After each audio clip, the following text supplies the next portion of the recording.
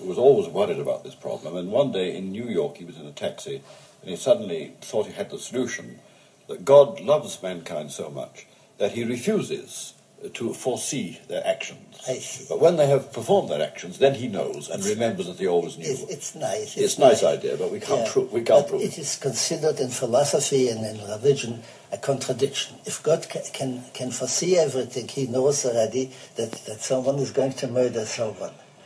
And if so, why does the man commit a crime? Why do you put him into prison for killing if God has already known it?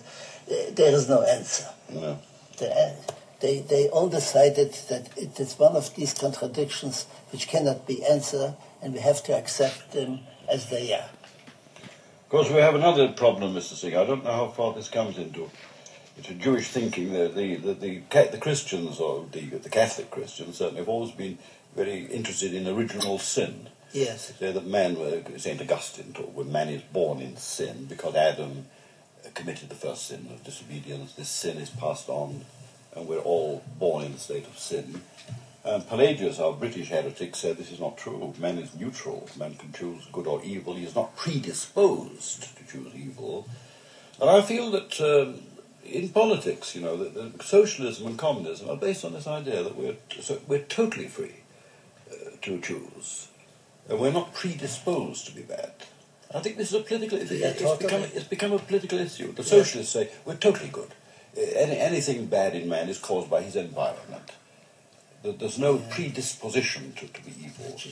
Well, I believe there is. I believe there is. Big lie. I believe there is a predisposition. I think that the history of this century shows that we have a strong predisposition. There's a built-in capacity to do wrong. If people who were born with the genes of a criminal, there are cases we know that the father was a murderer, and the son and the grandson. There are cases where really it looks that people are not free at all, that their genes, or whatever you call them, influence them to such a degree that they must do it. Again, it's always the same problem of free will and predestination. Determination. Yeah. Well, you see, you can build a whole civilization on one or the other.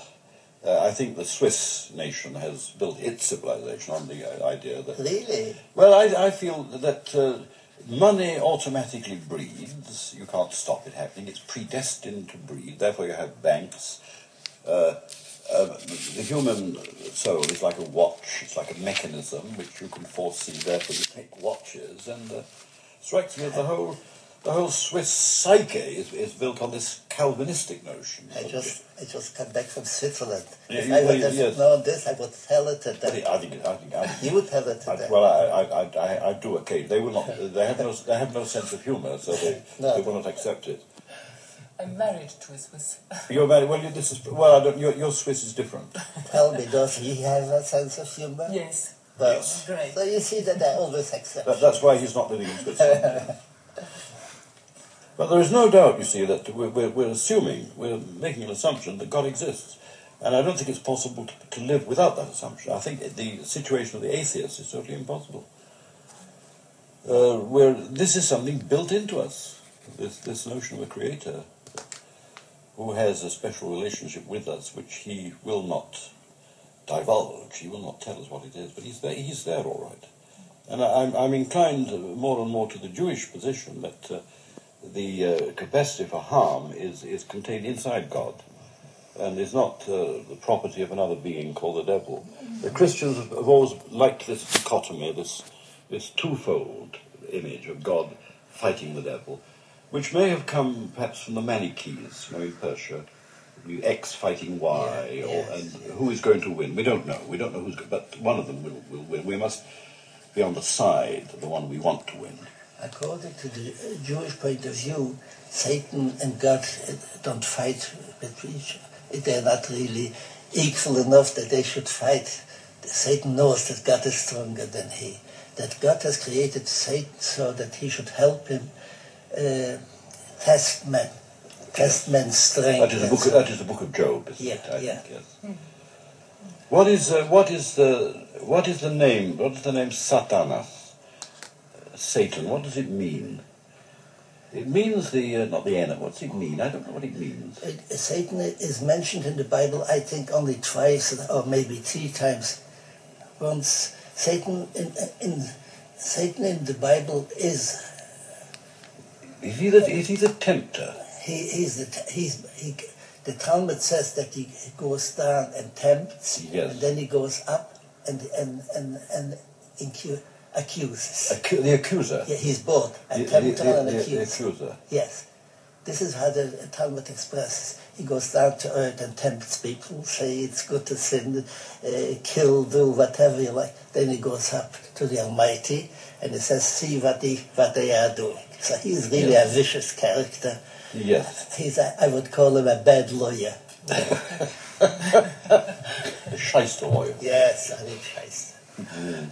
So there's no wonder there are torments in men's mind. And I wrote a book 25 years ago called A Clockwork Orange, which they made into a film. Stanley Kubrick made a film out of it. The film was very popular, but it was not well understood. The book was about a boy, Voyou, the French call him a young scoundrel, who goes around robbing, killing, and raping, ravaging, and the state catches him and takes him and says, right, we're going to remake you. We're going to use Pavlovian conditioning techniques so that you will respond to evil by feeling ill. So you will automatically desist from thinking bad thoughts. Well, you know you're going to start vomiting. And the idea of the book was to show this was far more wrong than to do what this boy was doing. That what they were doing was taking away from him the capacity of free choice.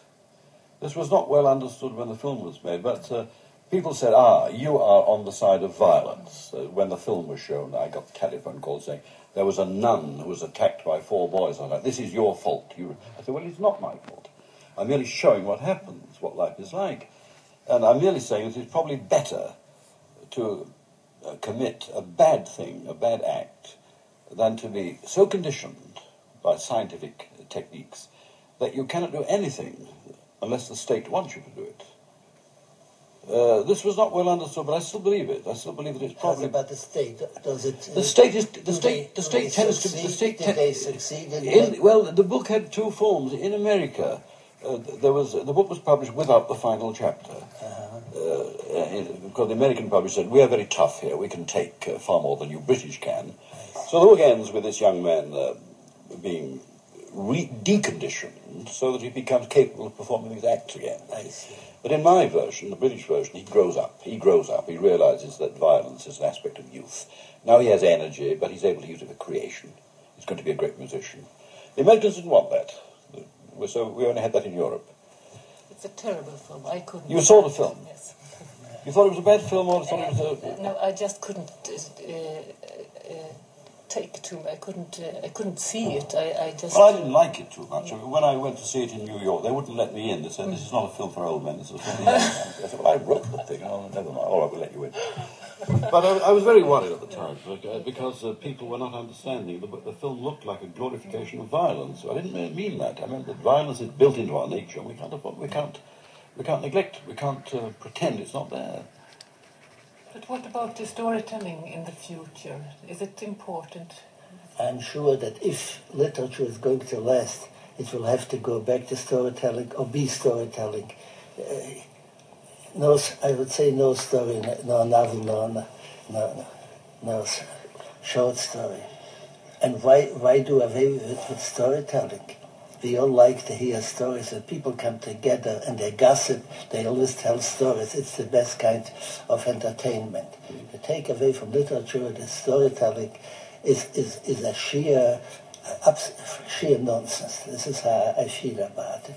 The very fact that one has to talk about it and try to convince people that literature and storytelling go together looks to me already like a paradox.